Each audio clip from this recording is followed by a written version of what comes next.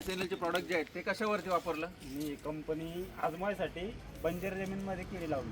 म्हणजे तिथे मी 20 वर्षापासून काहीच लावलेलं नव्हतं. तिथे वांगे लावले होते फक्त 2 वर्षापूर्वी. ते पण म्हणजे ते बोळा झाले तर मी विषय सोडून दिला. मग त्याच्यानंतर हे साहेब आकाश भेटला.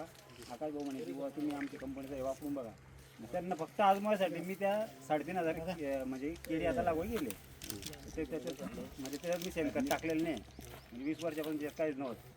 शेणखत नाही, त्यात पाणी नव्हतं, काहीच नव्हतं शेतात. अशी लावलेलं आहे. आता हे याच्यापेक्षा बेटर म्हणजे याच्यापेक्षा बेटर केळी आहे.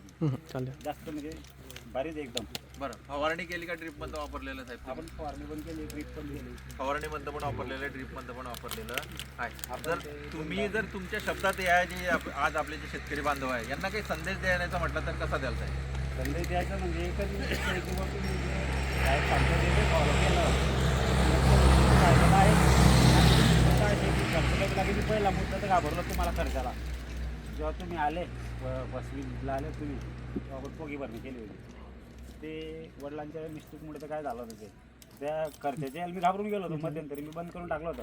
नाकाच होणं बोललो होतो म्हटलं आपला ते खर्च. पण नंतर जो रिझल्ट भेटला त्याला मी खर्चाला कोण मानला नाही.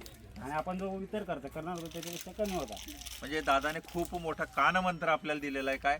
चमत्कार दिसल्याशिवाय कोणी नमस्कार करत नाही. दादांना जेव्हा चमत्कार दिसले तेव्हा दादांनी तेव्हा सर्वांना नमस्कार केलेला. अगोदर मग आम्ही भरोसा नव्हता. म्हटलं काय कंपनी आधी दुकानदार का वेळ आहे का जागेवर बसून विकताय आणि घरी येऊन विकताय म्हणजे काहीतरी घोडा शिरवा म्हणजे समोर दिसलं बुवा त्याच्यावर एक भरोसा होता.